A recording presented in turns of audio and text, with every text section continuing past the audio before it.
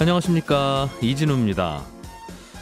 전 세계 금리의 지표금리라고 할 수 있는 미국 국채 10년물의 금리가 최근에 장중에 1.9%까지 올라왔었습니다. 이게 미국 중앙은행이 인플레이션 우려를 안정시키기 위해서 금리 인상을 생각보다 더 빨리, 더 많이 할 거라는 전망 때문이었는데요. 시장에서는 그래서 이번 주에 열릴 예정인 미국 FOMC 회의에서 3월 달에 금리를 올리겠다는 발언이 나오지 않을까 하는 전망도 하고 있습니다. 또 한 번 이것 때문에 시장이 휘청일지, 아무래도 금리를 빨리 올린다는 건 주가에는 부담일 텐데, 그래서 또 상대적으로는 채권 투자가 기회가 오고 있다는 이야기도 나오고 있죠. 오늘 센터뷰 시간에는 채권 투자는 어떻게 접근하는 것인지, 왜 기회가 되는지에 대해서 좀 들어보겠습니다.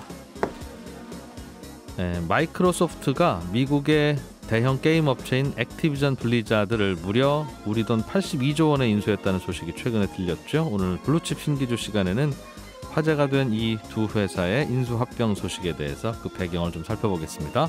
손에 잡히는 경제 플러스 광고 듣고 시작합니다. 주식시장이 좋지 않을 때는 채권 투자에 또 기회가 생기기도 합니다. NH투자증권 신환종 FICC 리서치센터장을 모시고 최근에 채권시장 흐름, 또 투자의 기회는 어디서 찾아야 할지 좀 여쭤보겠습니다. 센터장님 어서 오십시오. 네, 안녕하세요. 가끔씩 미국 국채 10년물 금리가 이랬다 저랬다 뭐 이런 뉴스가 들려와요. 네. 미국 국채 10년물 금리를 투자자들이 주목하는 이유, 그게 무슨 의미가 있길래 자꾸 그걸 신경 씁니까? 미국 국채 10년물은 우리가 안전한 자산이라고 그러는 그 중에 가장 첫 번째인데요. 금도 있지만 금은 이제 이자를 주질 않잖아요.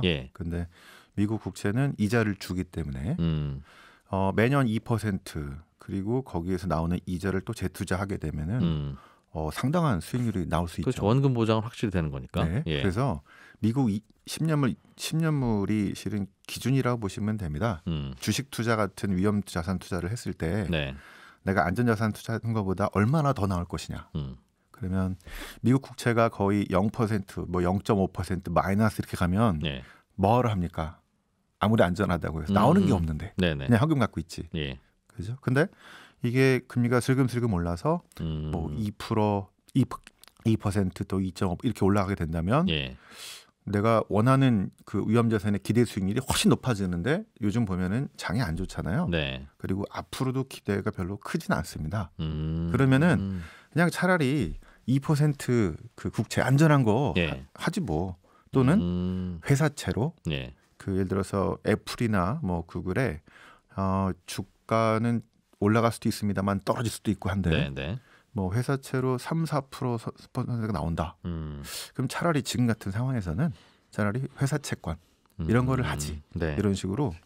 그래서 이제 미국채 10년물이 이제 어떤 기준이 된다고 보시면 되는데 이게 지난 2년 동안은 우리가 안 했었잖아요. 채권 투자하는 얘기 거의 못 들으셨죠? 2020년에는 이미 기존에 채권 투자했던 분들이 돈을 엄청나게 벌었고요. 금리가 내려가면서 쫙 내려가면서 거의 10% 이상씩의 높은 수익을 냈고요. 이제 코로나라 아주 엉망이 됐었으니까 작년에는 금리가 상승하고 있었기 때문에 투자라는 얘기를 안 했던 겁니다. 왜냐하면 금리 상승하면은 채권은 값이 떨어지니까 오히려 마이너스 수익이 나는 거죠. 안전자산이지만 마이너스는 기분 나쁘잖아요. 근데 이제 지금 장중에 한 1.9%도 한번 쩍 쳤고 지금 올라가고 있다는 거죠. 그러니까 1.9라는 숫자가. 근데 많이 올라와서 국채 10년물이 미국 한 지금 1.7 한 6% 정도인데요. 이게 이제 2% 정도가 되면은 글로벌 자산에서 2% 정도 되는 안전자산 쪽으로 일단 많은 돈들이 움직일 것 같기 때문에 우리가 머니무브라고 그러죠. 이제 머니무브죠. 옛날에 주식으로 막 달려갔던 게 이제는 이거 나는 그냥 채권 할래라는 흐름들이 많이 나올 것 같아서 나타날 것이다. 그런 거를 염두에 두는 투자를 하셔야 된다는 겁니다. 그러면 미국 국채 금리가 올라간다는 건 채권 이외의 주식이나 다른 자산에는 좋지 않은 소식이네요. 그쪽으로 유혹당해서 돈들이 빨려 들어간다는 뜻이니까. 자금 이동 측면에서 그렇고요. 만약에 경기가 되게 좋아서 그래서 금리가 빠르게 올라가는 거라고 한다면 경기에 또 좋기 때문에 그거는 또 그런 경우도 있지만 지금처럼 애매한 경우 그런 경우는 이 자금 이동은 부정적인 효과라고 볼 수 있겠죠. 그렇군요. 미국 주택 금리만큼 요즘 이렇게 오릅니까? 아니면 주요국들의 국채 금리는 다 오르는 중입니까? 전 세계의 국채 금리들이 빠르게 올라가고 있는 중이고요. 특히 유럽도 예전에 우리 마이너스 금리 뭐 이런 얘기 많이 했죠. 이제 마이너스 금리가 많이 사라졌고요. 그 독일의 10년물 금리가 지난주에 플러스로 역전 올라갔다가 예. 막판에 다시 좀 내려가서 마이너스 0.07이니까 이제는 독일도 마이너스 금리가 이제 없게 되겠죠. 예. 이런 식으로 많이 올라왔는데 작년에 이미 선제적으로 금리를 많이 올린 나라들이 있습니다. 그리고 우리도 먼저 시작했죠. 예. 이런 나라들은 그 올해 초반부터 이제 채권 투자의 기회가 있을 것 같고요. 예. 안 올려가지고 올해부터 이제 올라가는 나라들은 조금 더 상황을 보고 한 뭐 올해 한 중반이나 후반이나 내년쯤에 이렇게 시차에 따라서 네. 그 시점이 나올 것 같은데 우리나라는 제 생각에는 지금 1분기부터 투자를 하셔도 될 것 같고 네. 미국은 한 2%까지 가야 되기 때문에 한 상반기나 중반기쯤에는 어떤 채권 투자를 시작해 볼 만하다. 그리고 좀 더 늦는 신흥국들은 좀 후반에 좀 더 빠른 작년에 많이 했던 신흥국들은 초반부터 이렇게 볼 수가 있을 것 같습니다. 그 채권 투자를 해야 할 시기라고 하는 건 금리가 올라가는 중간에는 채권 투자를 하면 손해잖아요. 그렇죠. 나보다 금리 더 좋은 채권이 앞으로 계속 나온다는 뜻이니까 그렇죠. 채권을 미리 사두면 손해가 되는 거라서 안 하는 게 맞는데 네. 채권 투자하기가 좋은 시점이 옵니다라는 건 금리가 고점을 찍은 시점, 이제부터는 금리가 내려갈 일밖에 없어 라고 생각되는 그 시점에 투자해야 되는 건데 그렇죠. 그게 우리나라는 지금이라고요? 우리나라는 상반기에 해도 될 것 같다. 올해 상반기에? 왜냐하면 그 지금부터 올해 한 후반 정도에 네. 한 3분기 정도에 한 번 정도는 이제 선거 끝나고 한 번 정도는 더 올릴 것 같긴 한데요. 기준금리를? 네. 예. 이미 많이 올라가서 시장 금리가 네. 이미 많이 올라가서 우리 주식에서 오버슈팅 얘기 많이 하잖아요. 네. 과매도 뭐 이런 얘기도 하면서 오버슈팅 정도의 상황이기 때문에 지금 시중금리가 이미 많이 반영해서 올라온 상태예요. 시장 금리는 이미 예. 올라가 있다. 그런 경우는 이제 내려가지 않더라도 또 유지만 된다 하더라도 네. 저희가 보통 채권은 이제 주식처럼 오늘 샀다 내일 팔고 막 이게 아니고 네. 한 뭐 1년, 2년 이렇게 최소한 보고 있기 때문에 네네. 이렇게 올라간 금리는 실은 땡큐죠. 아, 그래서 그런 나라들이 지금 먼저 보인다는 겁니다. 그럼 금리가 올라간다는 거는 주가로 치면 주가가 내려간다는 뜻이라서 그렇죠. 좀만 더 내려오면 매수 기회 오겠구나 주식은. 맞습니다. 그렇게 생각하는 거와 비슷하게. 그래서 보통 이제 주식 시장이 안 좋을 때 채권 시장은 혼자 좋아하고 막 이런 게 많았거든요. 그런데 작년 같은 경우는 그 주식도 채권도 다 엉망이었던 게 네. 코로나 때문에 그 기준금리를 너무너무 낮춰놔가지고 더 낮출 여력은 없었던. 네. 그래서 실은 주식 채권 다 안 좋았는데 제 채권이 이제 금리가 쭉 올라오기 때문에 지금부터는 다시 한번 더 기회가 다시 한번 생긴다. 그런 기회들이 이제 만들어지기 때문에 지금부터는 공부하셔야 된다는 얘기입니다. 채권은 주식이랑 좀 달라서 예. 공부를 조금 많이 하셔야 됩니다. 그러니까 시중금리가 이 정도면 고점이야 아니냐를 판단할 수 있어야 되는데 그렇죠. 그 말은 앞으로는 경기가 별로 안 좋을 것 같아 금리가 더 올라가기는 어려워라는 판단을 한다는 뜻이잖아요. 그럼. 그렇죠. 그 어떻게 보면 사이클에 대한 생각이기도 하고요. 그래서 지금 우리나라 그 이제 채권은 아마 지금 투자를 좀 시작하셔도 네. 1분기에 하셔도 될 것 같은데 미국 그 채권은 조금 기다려야 된다고 했잖아요. 네. 이럴 때 또 하기 좋은 채권이 있는데요. 예. 뱅크론이라는 게 있습니다. 뱅크론. 네. 왜냐하면 대부분의 요 채권들이 예. 고정금리잖아요. 예. 2%, 뭐 1.5%, 2.5%. 그럼 그것만 확정으로 주는데 예. 그러면 이제 금리가 더 올라가면은 손해죠. 나보다 더 좋은 조건에 이런 게 나오니까. 네. 그런데 뱅크론은 변동금리입니다. 이자를 줄 때 변동해서 줘요? 네. 3개월 플러스 리보 뭐 이런 식으로 주기 때문에 네. 바뀝니다. 올라가면 올라갈수록. 시중이자가 올라가면 내 이자도 더 주겠네요. 그럼. 그렇죠. 그래서 그런 채권 펀드, 그런 채권 ETF 이런 것들이 예. 지금 이제 미국 금리가 올라가는 상황, 조금 더 올라갈 거라고 본 이 상황에서는 예. 상당히 좋고 작년에도 한 6, 7, 8%의 상당히 괜찮은 네. 수익률을 냈습니다. 채권은 뭐 엄청난 수익을 기대한다기보다는 자산을 지키고 조금 더 은행 이금보다 조금 더 높은 수익을 내는 그런 거기에 이제 포커스가 맞춰 있기 때문에 네. 그래서 이게 실은 이제 작년 재작년에 여러분들이 이제 코로나 때문에 이제 주식 금융시장에서 주식을 이제 처음 배우는 주린이 이제 탄생했잖아요. 네. 그런데 그 전에 보면은 그 전 10년 동안 실은 채권 관련된 이런 쪽에 우리가 돈을 많이 투자를 했었어요 이미. 근데 작년 재작년에 안 했을 뿐이지. 네. 그래서 다시 그 초심으로 원래대로 원래 기본대로 돌아간다는 입장에서 예. 주식에서 뭐 한 50% 뭐 지금 좀 많이 떨어졌으니까 투자도 좀 생각해 보시는 것도 좋고. 네. 하지만 너무 몰빵이 아니고 이제는 금리가 올라왔으니까 한 30% 40% 정도는 예. 채권에서도 아까 변동금리도 있을 수 있고 어떤 나라의 고정금리로 좀 높은 거 여기 다 올라왔어. 네. 그러면 이제 그 나라의 이 금리가 이게 다 올라왔는지 이런 거에 대한 판단을 해야 되기 때문에 그 나라에 대한 공부를 또 경제 공부를 해야 되는 것도 있습니다. 그렇겠네요. 그렇게 되면 예. 그 전 세계 차원에서 좋은 투자 기회들이 이제 만들어지죠. 그렇군요. 미국 금리는 올해 한 여름쯤이 고점이 될 거다. 그렇게 보시는 건가요? 미국 10년물 정도는 예. 올해 상반기가 오히려 고점이 되지 않을까 싶습니다. 왜냐하면 그 저희들이 이제 지난 16년에 예. 그 2008년 서프라임 문제 터지고 한 10년 동안 양적 완화한 다음에 이제 돌아올 때 긴축으로 할 때 네. 그다음에 금리를 올리기 시작하는 2015년 말부터 한 3, 4년을 보니까 금리 올린다 이러니까 시장 금리가 먼저 올랐고요. 실제 올리기 시작한 다음부터는 오히려 네. 횡보하고 떨어졌어요. 요즘이 가장 가파르게 오르는 시기다. 네, 그래서 아마 상반기가 예. 올라갔다가 진짜 올리기 시작하고 나면은 좀 유지되고 있잖아 싶은데요. 국채금리가. 예. 이거를 볼 때 우리가 이 금리를 최종 어디까지 올라갈 건가를 예측해 보는 게 중요합니다. 그런데 연준에서는 올해 내내 이른바 FOMC 회의할 때마다 올릴 거야. 다 더하면 무려 8번일지도 몰라. 6번이라고 해도 1.5%포인트가 올라가는 것이란다. 네. 이거 감당 못할 것 같은데 여러분. 네. 이런 얘기들이 많이 나오잖아요. 네. 그거는 좀 무리한 생각이라고 보고요. 만약 그랬을 때는 예. 금리를 빠르게 너무 오르면 경기가 상당히 둔화가 돼요. 그거를 원하지는 않을 겁니다. 예. 자, 경기가 둔화가 되면 뭐냐면 바로 다음 경기 둔화 사이클이 오는데요.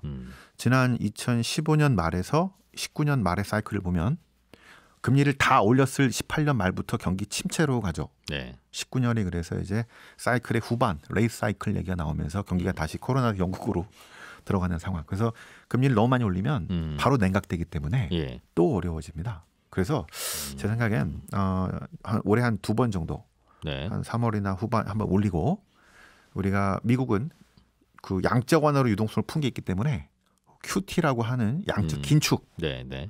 유동성을 줄이는 거죠. 금리는 2번, 그다음에 유동성 축소를 동시에 하게 되면 그 효과가 나오거든요. 예. 그래서 아마 올해 인플레이션을 어떻게든 잡으려고 할 것 같아서 금리를 올리면은 실물 경제 아주 파급력이 큽니다. 기준금리를 올리면 네. 예. 그보다는 그건 좀 남겨놓고 유동성을 더 강하게 주는 방식으로 이렇게 가지 않을까 싶습니다. 그러면 시중금리는 별로 안 올라요? 유동성을 조이면 금리가 올라가는 건 아닙니까? 그것들을 처음에 좀 미리 반영할 가능성이 높다고 보고 있겠고요. 그렇게 되면 시중금리보다는 아마 크레딧 스프레드, 안 좋은 회사의 그 신용 스프레드, 금리 차이죠. 네. 그런 것들은 좀 안 좋아질 수 있는데 안 좋은 회사는 금리를 많이 치러야 될 것이다. 그렇죠. 예, 예. 돈이 줄어드니까. 그럼 이제 또 가상화폐나 이렇게 그 외곽으로 들어갔던 돈들의 유동성을 줄일 가능성이 있어서 네. 좀 위험한 자산 쪽에 이 유동성을 줄인다 이렇게 보시면 될 것 같습니다. 그러면 물가가 좀 잡히는 겁니까? 그게 제일 좋은 방법이라고 얘기하죠. 금리를 유동성을 좀 줄이는 게 그렇죠. 1979년에 볼커 연준 의장이 금리도 올리고 네. 통화량도 줄이고 두 가지 동시에 해서 막 거의 20%까지 금리를 올린 다음에 이 70년대에 아주 하이 인플레이션, 그레이트 인플레이션이 네. 잡혔잖아요. 예, 예. 그게 이제 정통적인 방법으로 보는 거죠. 그렇군요. 사실은 지금 이 신환종 센터장의 말씀에 귀를 기울이는 많은 분들은 그래 채권 투자를 한번 해보자 하는 분들도 꽤 있겠으나 대출 받으신 분들이 네. 변동금리로 대출 받으신 분들 또는 앞으로 받으려고 생각하는 분들 이런 분들이 특히 이제 부동산 가격과 연관지어서 금리가 어느 정도까지 올라갈까? 올라가는 건 맞는 것 같고 이미 올라갔는데 앞으로 얼마나 더 오르냐에 따라서 이 판단과 전망이 다 달라지는 거 아니겠습니까? 맞습니다. 여기 정도 올라갔다가 한두 번 더 네. 오르고 끝이야 하면 그거 뭐 별 큰 문제는 아니라고 생각하실 거고 네. 지금부터 한 대여섯 번을 올리고 그래서 한 지금보다 기준금리가 한 1, 2%는 더 올라갈 겁니다라고 하면 이건 생각 다시 해야 되는 거라서 그래서 아마 귀를 더 기울이실 것 같은데 네. 그런 차원에서 전망을 해보자면 어떻습니까? 제가 말씀드린 게 이제 기준금리와 그다음에 시장금리, 국채금리를 말씀드렸고요. 네. 신용 리스크가 거의 없는 네. 우리나라로 치면은 그런데 우리나라의 대출금리는 거의 그 단기 자금, 그러니까 뭐죠? 단기 자금에 이제 있기 때문에 예. 제 생각에는 거기 플러스 신용 스프레드가 금리가 한 2번 정도 저희가 올해 말에 한 번 정도 더 올라갈 거라고 보고 있는데 기준금리가요? 기준금리는 예. 시장금리는 상반기에 좀 올라갔다가 유지될 거라고 보는데 예. 신용 스프레드가 실은 그 자금 대출 쪽에 아주 큰 영향을 미칠 겁니다. 그거는 아마도 올해 가계부채 문제 여러 가지 문제들 때문에 네. 이 그 중소기업들 또 캐피탈 회사 이 자금 쪽이 빡빡한 상황이 진행될 거기 때문에 제 생각에는 그쪽 금리는 더 올라갈 것 같아요. 회사채 금리는 회사채 우량 회사채는 괜찮은데 괜찮고, 예. 되게 좀 안 좋은 회사들, 예. 저 비우량 회사와 중소기업 대출, 그다음에 개인 신용 대출과 부동산 담보 대출조차도 부동산 담보 대출은 그게 신용도가 낮은 거예요? 그거는 높은 거죠. 예. 담보가 있기 때문에. 그런데 국채 같은 신용 리스크가 거의 없는 게 아니라 네. 있다고 보기 때문에 예. 그 국채보다는 좀 더 높은 수준에서 이렇게 올라갈 가능성이 높다는 겁니다. 그래서 그거는 상당히 부담이 되겠네요. 진짜 앞으로 금리 상승은 부담이 될 겁니다. 자금 조달하는 입장에서는. 네. 그러니까 그 폭이 어느 정도 될 건지가 궁금하죠. 올라가는 거야 다 동의하는데. 올라가는 게 근데 기준금리가 저희가 올해 한 번 정도 또 내년에 뭐 잘하면 한 번 이렇게 보는 이유는 네. 지금 그렇게 올려서 한 1.75나 2%를 넘지 않을 것 같은데요. 기준금리가 내년에도. 예. 이유는 우리나라 잠재 성장률 자체가 2%를 넘질 않아요. 네. 그리고 장기로 보더라도 그리고 내년 후년 그다음에 보더라도 카펙스 투자 이쪽으로 시설 투자라고 하는 것들이 미국이 이제 반도체 회사를 공장을 미국에다 지라고 그러잖아요. 예. 우리나라 삼성이나 하이닉스나 등등이 이제 우리나라 그 카펙스 투자하는 것들이 되게 컸는데 성장률에 예. 이게 미국에 투자하게 되면은 많은 부분들이 빠져나가는 것 때문에 우리나라는 잠재 성장률 자체를 넘어서는 이런 금리 이건 쉽지 않을 거라 예상하기 때문에 그래서, 그렇게 예상하는 겁니다. 시장에서는 올해 기준금리를 한 3번 정도 올릴 걸 미리 반영하고 있다고도 하던데. 네, 그런 얘기들이 있는데 저희들은 시각이 좀 다르시군요. 네, 저희는 한 3번 정도 올해는 알겠습니다. 그렇게 보고 있습니다. 그런 상황이라면 금리가 곧 이제 고점을 찍을 거라고 본다면 투자는 어떤 걸 좀 회사채 같은 거를 뭐 사들이는 것도 나쁘지 않겠습니다만 개인들이 하기에는 익숙지 않은 방식이라 그렇죠. 어떤 걸 좀 하면 좋아요. 국내 채권 중에서는 네. 저희들이 지금 한 4% 전후 나오는 게 네. 예. 은행들이 하나은행, 신한은행 이런 은행들이 발행하는 코코본드라는 게 있습니다. 예. 영구채인데 5년 이제 콜을 하게 돼 있어서 거의 5년 만기 채권이라고 보시면 되는데요. 예. 은행의 선순위, 후순위, 그다음에 후후순위 이런 것들을 이제 코코본드라고 하죠. 예. 근데 은행들이 지금 우리나라 은행들이 워낙 상황이 좋기 때문에 은행들의 후순위채 4% 정도라고 한다면 연속 예금 퍼센트. 저기보다 상당히 높은 그쪽으로 자금이 많이 몰려가고 있고요. 요즘 이미 많이 몰려가고. 요즘 그 금리가 그래서 조금 올라간 거예요. 4%가? 올라간 겁니다. 그래서 그 정도가 많이 몰려가고 있고 예. 해외에는 아까 말씀드린 뱅크론 펀드 뭐 이런 것들이 매력적이고요. 네. 그다음에 이제 약간 리스크가 있는 것도 있습니다. 터키 같은 건 하지 마시고요. 신흥국 중에 멕시코의 석유공사 채권은 2년 만기인데 한 9%, 9.5% 나오는 것들도 있습니다. 그런 거는 멕시코 돈으로 갚아주는 거죠? 우리가 돈 빌려주면. 그렇죠. 근데 이게 지금 상황이 미중 뭐 이런 갈등으로 인해서 멕시코로 많은 공장이 지나가고 트럼프 때 어려웠는데 USMCA가 타결되면서 되게 좋아지는 그런 것들을 감안해서 분석을 해서 분명히 분석을 해서 보시면 그래서 그거는 나중에 뭐 다른 기회 때 좀 말씀을 드릴 텐데 그런 것들도 있다고 보시면 될 것 같습니다. 알겠습니다. 환율은 어떻게 될까요? 이게 금리에 따라서 환율이 움직이는 거라서 1,200원 넘어갈 것 같습니까? 아니면 또 어떻게 보십니까? 네, 뭐 단기는 예측하기 쉽지 않은데요. 네. 저희는 연말 되면은 1,200원 넘어가지 않을까 싶습니다. 위쪽으로요? 네. 왜요? 왜? 아무래도 미국이 금리를 올리면 자금이 미국 쪽으로 가겠죠. 미국 2%면 예. 뭐 다른 데보다도 매력이 있죠. 다른 데와의 금리 격차 네. 이런 것들을 볼 텐데요. 더는 안 올린다면서요, 미국이? 내년.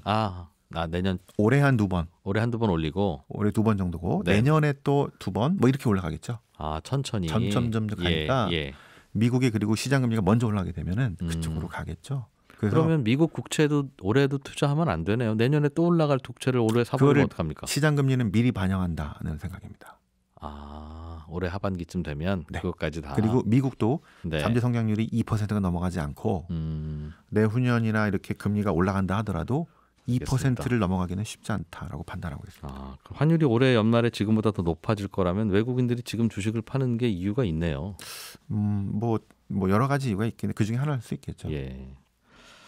참 들여다보면 복잡한 일이 뒤에서 너무 많이 벌어지고 있어서 알겠습니다. 잘 참고해서 투자 판단하도록 하겠습니다. 고맙습니다. 네.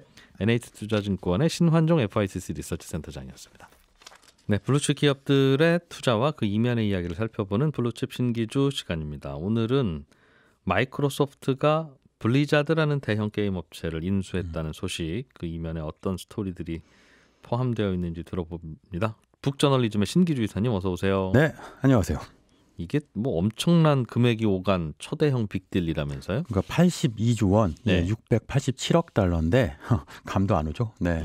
근데 이게 초대형 빅딜이라고 하는 건 이런 거라고 저는 생각하는데 완전히 판을 바꾸는 거예요. 그러니까 그러니까 마이크로소프트가 액티비전 블리자드라는 게임 회사를 인수하는데 네. 사실 그 마이크로소프트의 전성기는 90년대잖아요. 1990년대. 네. 그러다 2000년대, 2010년대에는 뭐 이제 있었지만 사실은 우리는 뭐 구글, 뭐 페이스북 얘기 많이 했죠. 그게 뭐냐면 인터넷 시대의 가장 중요한 두 축인 검색하고 SNS, 소셜 네트워크 서비스를 뺏긴 거예요. 네. 근데 그 다음은 이제 다음 시대가 오고 있는데 MS가 액티비전 블리자드를 인수해서 이제 다음 시대는 다시 MS가 1등이다.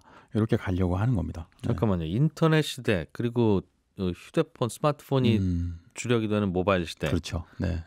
모바일 시대가 끝나고 그 다음 시대를 마이크로소프트가 겨냥한 것이다. 그렇죠. 네.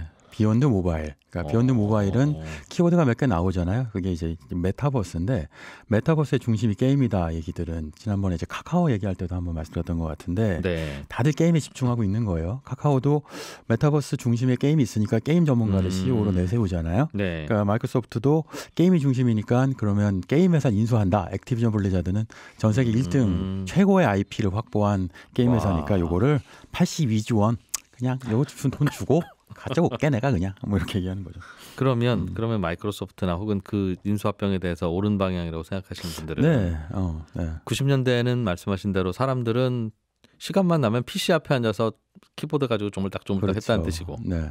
요즘은 누구나 동의합니다만 스마트폰에 콜을 받고 있다는 뜻이고 그렇죠. 네. 그러면 나중에 요 시대가 지나가면 몇 년 후에는 하루 종일 다들 게임만 하고 있을 것이다. 그렇게 예상하는 거예요? 그렇죠. 게임을 통해서 세상을 만날 것이다인데 이해가 있어요. 최근에 그 대선 후보분들이 그 게임 관련 공약을 내놓으니까 2030 지지율이 막 올라가잖아요. 이게 일반 유권자들 입장에서 보면 이해가 안 갈 수 있어요. 게임인데 왜 그래?인데 10대 때부터 게임을 해봤던 세대한테는 게임은 단순하게 게임이 아니고 게임 안에서 친구도 만나고 게임 안에서 내 사회적 레벨도 만들고 게임이라는 게 정말 중요한 그러니까 정말 체감하기 그 이상의 존재이기 때문에 그 인터넷 메타버스 안에서 정말 게임이 가상현실과 결합됐을 때는 현실 그 이상일 수도 있다고 하는 거고요. 그걸 미리 본 이른바 이제 빅테크의 리더들이 그럼 게임을 어떻게 먼저 먹을까라고 생각하는데 가장 빠른 방법 중에 하나가 그러면 게임에서 가장 인기 있는 게임을 갖고 있는 액티비전 블리자드 이 회사가 갖고 있는 게임들이요. 뭐 스타크래프트, 디아블로, 월드 오브 워크래프트 그리고 뭐 오버워치 그러니까 모든 장르의 게임을 다 갖고 있어요. 최고의 IP를 갖고 있는 회사이니까 이걸 가져가겠다라고 생각한 거죠. 네. 저는 아직도 어떻게 바뀔 거야 되는지 스토리가 실감이 잘 안 나는 게 지금도 게임 많이 하시는 분들은 많이 하시죠. 시간 될 때마다 그렇죠. 본인 좋아하는 게임에 접속해서 틈나면 모바일 하는데 여러 게임 하죠. 네. 근데 우리 그 일상에서 우리는 보통 메신저로 서로 의사소통도 해야 되고 서로 이런저런 정보도 얻어야 되고 또 회사 일도 해야 되고 그런데 하루 종일 게임 공간에 있을 것이다. 많은 사람들이. 그게 좀 이상하지 않습니까? 그게 어떤 생활이 펼쳐진다는 뜻이에요? 저는 이렇게 설명할 수 있겠어요. 그러니까 예전에는 그 이제 페르소나가 하나였어요. 그러니까 이제 그 예전에 그 마크 주커버그가 페이스북 만들 때 SNS의 아이덴티티는 하나일 수밖에 없어. 그러니까 실명으로 해 이런 얘기를 창업 초창기 했었거든요. 근데 지금은 멀티 페르소나 시대여서 내 게임 안에 있는 레벨 또는 사회 회사에서의 위치 또는 뭐 가정, 집안, 친구 이런 것들 다양한 형태의 페르소나가 존재하고요. 그 페르소나가 가상과 현실, 리얼 현실을 오고 가면서 존재하는 거죠. 그러니까 현실에서는 이런 사람이지만 뭐 가상 게임 안에서는 어떤 사람이고 이걸 게임 오래 하신 분들은 너무 잘 알 텐데 그 게임 회사 분들 만나보면 이런 얘기도 많이 해요. 게임 캐릭터들 보면 그 게임 캐릭터들 안에서 나 자신을 투영해서 내가 되고 싶어하는 어떤 존재가 된 아바타들을 만들어내는 유저들이 굉장히 많다. 그러니까 그것들을 보면 앞으로 내가 되고 싶어하는 존재가 가장 빨리 될 수 있는 방법은 메타버스에서 아바타를 만드는 걸 테고 그 아바타를 만들어서 게임 안에서 사람들과 어우러져서 어떤 역할을 하는 것 이게 어찌 보면 현실보다 훨씬 더 매력적인 나일 수 있게 되는 거예요. 그러면 그분은 회사 가면 그래도 과장님이 무슨 자료 좀 보내주세요라고 카톡이 오거나 하면 거기에 응대를 해야 될 텐데 그렇죠. 그 카톡도 게임 안에서 한다는 겁니까? 그렇게 그럼? 할 수도 있어요. 과장님 캐릭터 저기 있고 게임 접속되어 있으니까 게임 안에서 가장 빨리 접근할 수 있는 거죠. 쇼핑도 그럼 게임 하다가 어디 저 슈퍼마켓 같은 쇼핑몰에 들어가서 하고. 그렇죠. 근데 그 게임이라고 하는 게 우리 흔히 생각하는 것처럼 이렇게 정말 그 공성전하는 뭐 리니지 같은 게임도 항상 하지만 그런데 사실은 아주 단순한 형태의 게임들 아니면 뭐 게더타운처럼 메타버스 게임처럼 회사 안 같은 가상 회사에 모여서 일하는 것도 넓은 광의의 게임이 되거든요. 게임이라는 사고방식 자체가 모든 걸 바꾸게 될 텐데 어쨌든 이 액티비전 블리자드는 요걸 가장 잘하는 회사인데 문제는 그럼 이렇게 잘하는 회사가 뭐하러 게임을 다 파라고 했나 이 의문이잖아요. 이 액티비전 블리자드에 문제가 있는데 액티비전 블리자드는 지난해 연말부터요. 성폭력, 성추문, 갑질, 직장 내 괴롭힘 때문에 이게 드러나면서 한마디로 구제불능 상태에 빠졌어요.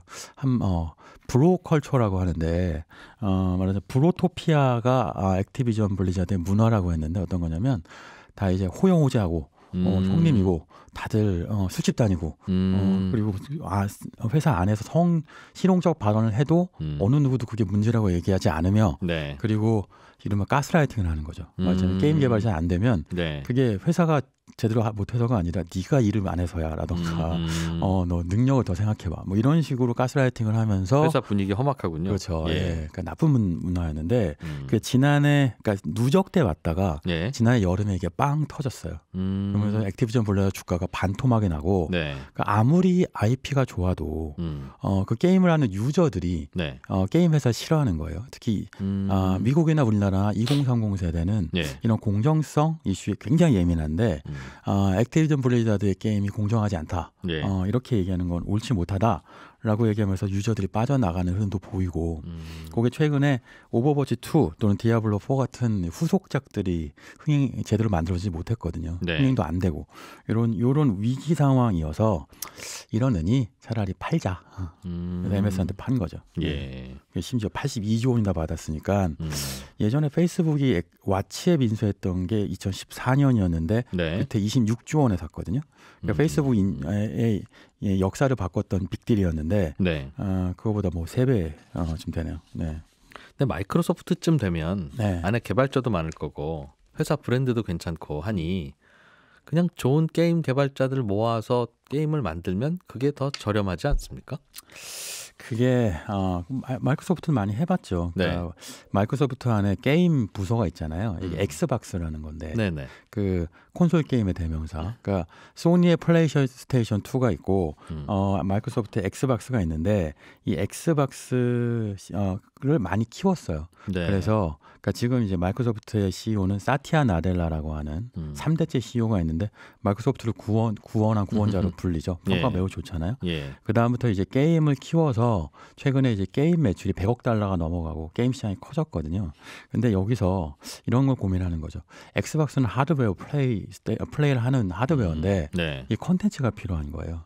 이런 컨텐츠 갖고 있는 IP 갖고 있는 액티비전 블리자드 같은 회사 인수하는 것이 빠를 것이냐, 아니면 지금 말씀해 주신 것처럼 이런 게임을 개발해서 사람들한테 인기를 끌게 하고 이거를 수십 년 동안 끌고 가게 만드는 게 시간이 가능하냐 봤을 때 인수합 병이 훨씬 빠른 방법이라고 보는 거죠. 그래서 빨리 좀 뭔가를 해야 되겠다. 마이크로소프트도 마음이 급했나 보네요. 이런 것도 있고요. 또 이런 것도 있습니다. 뭐냐면 그 마이크로소프트의 지금 현재 게이밍 사업부를 맡고 있는 필 스펜서라는 인물이 있는데 네. 이 인물하고 이제 그 액티비전 블리자드의 경영진하고 매우 가까워요. 예를 들면 액티비전의 창업자, 그러니까 네. 액티비전과 블리자드가 합해져서 액티비전 블리자드라는 회사가 됐는데 예. 액티비전의 창업자인 바비 코딕은 게임 좋아하시는 분들은 아실 텐데 게임 업계 뭐 신 같은 존재예요. 정말 우리가 알고 있는 유명한 게임을 다 만든 인물인데 네. 30년 동안 CEO를 했거든요. 근데 최근에 이제 그 프로토피아 문제로 그러니까 그 공공의 적이 된 상태입니다. 예. 그런데 블리자드 엔터테인먼트, 그러니까 이제 액티비전 블리자드 부서가 있잖아요. 이쪽에 마이크 이비라라는 CEO는 원래는 이제 마이크로소프트 엑스박스 게이밍 부서의 부사장이었어요. 네. 그러니까 이제 다 인맥이 연결되어 있는 거죠. 그러니까 이번 인수합병의 빅딜의 뒤는 이 인맥이 연결되어 있어서 고민 많지. 그럼 차라리 그냥 돈 받고 우리는 게임 회사가 필요해. MS는 예. 당신네들은 지금 각종 소송에도 걸려 있고 심지어 캘리포니아 주도 그 액티비전 블리자드한테 소송을 했거든요. 이런 갑질 문제 있잖아. 소송에서 피하고 돈도 벌려면 회사 팔고 한 발 물러나 있어.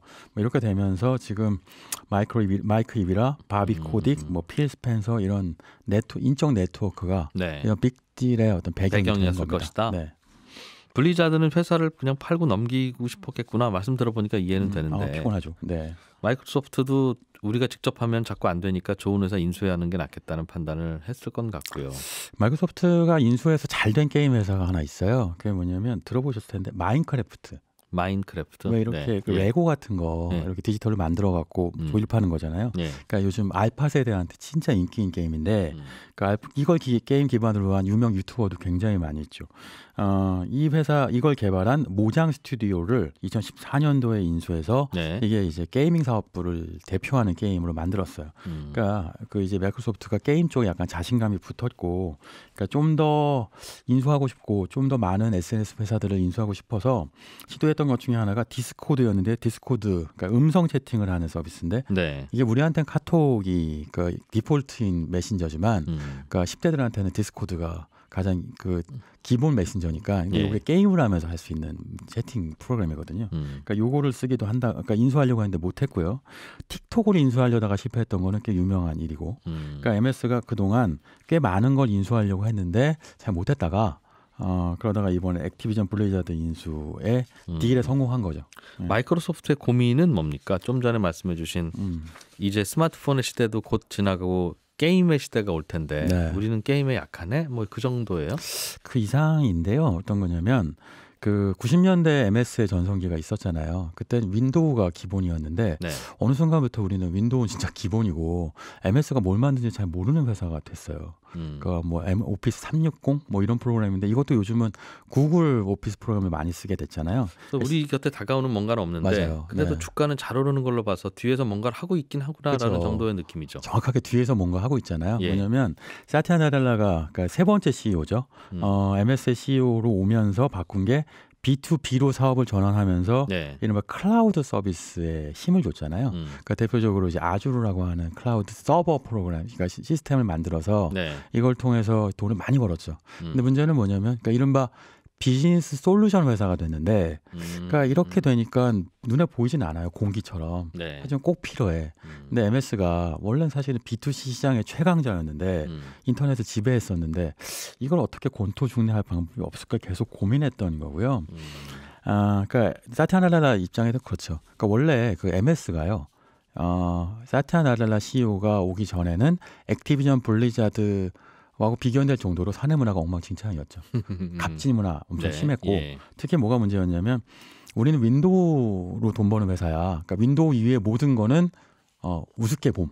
네. 그러니까 뭐 흔히 그런 얘기 많이 했잖아요. 뭐 삼성이 있으면 삼성전자가 있고 삼성후자가 있다. 뭐 이런 식의 이야기들까지 나왔잖아요. 예. 그러니까 어떠한 사업 기업 집단에 가장 중요한 비즈니스 모델이 있기 마련인데 문제는 그것만 너무 강조하면 기업이 성장을 못하죠. 예. 그러니까 윈도우가 MS가 윈도우만 강조하다가 성장을 못했으니까 그래서 결국은 구글한테 검색 뺏기고 네. 페이스북한테 모바일 뺏겼으면 이번에는 그렇게 하면 안 돼라고 생각했는데 그 교두보가 없는데 B2C의 핵심은 게임이다라고 보면서 메타버스의 게임으로 이 시장을 지배하고 싶어 하니까 그렇게 하면서 이 딜이 이루어지게 된 거죠. 마이크로소프트의 기존 게임 산업부였던 엑스박스 네. 이거는 그런 문양 포기하는 거예요? 아니죠. 엑스박스의 게임 구독자 수가요 한 2,500만 명쯤 되거든요. 그리고 이제 액티비전 블리자드 유저가 한 4억 명쯤 됩니다. 네, 그러면 이걸 다 묶어내면 이것만 갖고도 사실은 큰 시장이 형성되니까 게다가 이런 것도 있어요.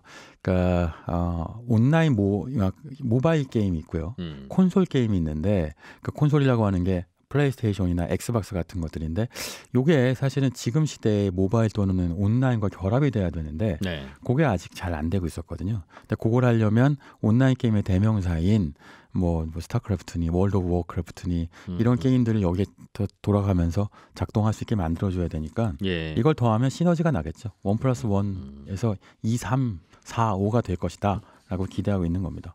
그렇군요. 사람들이 이제 점점 게임에 접하는 시간이 늘어나기 시작하고 그러면 시간만 나면 게임 안에 들어있을 테니까 맞아요. 네. 게임하는 사람들을 밖으로 잠깐 나오셔서 쇼핑도 좀 하시고 일도 좀 하시고 친구랑 대화도 좀 하시고 그렇게 할 게 아니라 친구랑 대화, 일, 쇼핑 그런 것들이 차라리 게임 속으로 들어가야 될 것 같다. 네, 전부 다. 네. 그러니까 예전에 우리 그 생활 습관 중에요. 그 2000년대는 다들 뭐 포털을 습관적으로 열었어요. 네. 뉴스를 습관적으로 봤잖아요. 그 안에서 어떤 일이 벌어지는지 다 그러니까 포털 안에서 뉴스를 보니까 카페도 들어가서 뭐 사람들도 커뮤니티도 만나고 그 안에서 이메일도 주고받고 하나의 체계가 시스템 메타버스가 만들어졌던 거잖아요. 지금은 그 중심에 게임이 있고 게임에 접속하면 게임 안에서 말씀하신 모든 라이프 스타일의 패턴을 행동을 다 할 수 있게 만든다. 가능하듯이. 그게 미래의 모습인 거죠. 그 게임 공간 안에서 누군가가 뉴스를 제공하면 이제 사람들은 뉴스를 보려고 밖으로 안 나올 것이다. 그렇죠. 그거부터 해야 되겠다는 거죠. 그러려면 일단 사람들을 모으는 게임을 만드는 게 중요하다는 거네요. 그렇죠. 일단 플랫폼 비즈니스 핵심이잖아요. 사람들이 모이면 그 안에서 뭐든 할 수 있는데 가장 좋은 컨텐츠가 게임인 거예요. 그러니까 그 메타버스에서 가장 중요한 게 뭐냐고 다들 제가 취재하면서 물어보면 CEO들이 컨텐츠라고 얘기해요. 콘텐츠면 우리가 생각하는 콘텐츠는 뭐 방송이든 영화든 이런 거라고 생각하는데 사실 이 안에서는 이제는 콘텐츠의 개념이 인터랙티브 해야 되는 거예요. 사람들이 참여할 수 있어야 되고 그 참여한 다음에 그 안에서 그 콘텐츠의 방향에 영향을 줄 수 있고 그러려면 그렇게 실시간으로 바뀌는 콘텐츠가 뭘까? 게임이죠. 게임은 유저의 행동 패턴에 따라서 게임의 결과가 달라지는 대표적 컨텐츠잖아요. 스토리텔링이 기본이 있지만 그런데 그 안에서 계속 시시각각으로 인터랙티브로 변화할 수 있는 컨텐츠는 게임밖에 없다가 그게 실리콘밸리도 우리나라도 생각하고 있는 결론인 것 같아요. 그 소비자들이 기업과 접점을 가질 수 있고 기업과 소통을 할 수 있어야 될 텐데 그게 게임 안에서 이루어져야 될 것 같고 그거 말고는 다른 데는 없다. 그렇죠. 그 MS 게이밍 사업부의 CEO인 필 스펜서 이번에 이제 인수합병한 인물이 메타버스 안에서 게임을 프랜차이즈로 만들고 그거를 커뮤니티로 만들어서 성공시키겠다라는 포부를 밝혔는데 그게 지금 말씀드린 그런 식의 접점을 만들어가는 요소 중 하나입니다. 그렇게요. 스마트폰이 갓 만들어졌을 때 지금의 이 상황을 상상하기가 쉽지 않았듯이 말씀하신 대로 게임이 세상의 중심이 될 것이라고 하니까 상상은 잘 안 되는데 빨리 게임하러 가야 될 것 같아요. 그런 쪽으로 자꾸 상상을 해봐야 되겠죠. 북저널리즘의 신기주 이사였습니다. 고맙습니다. 네, 손에 잡히는 경제 플러스도 여기서 마무리하겠습니다. 저는 내일 아침 8시 30분에 손에 잡히는 경제에서 또 인사드릴 거고요. 혹시 방송 내용 다시 듣고 싶으신 분들은 홈페이지 게시판 또는 팟캐스트 이용하시면 되겠습니다. 이진우였습니다. 고맙습니다.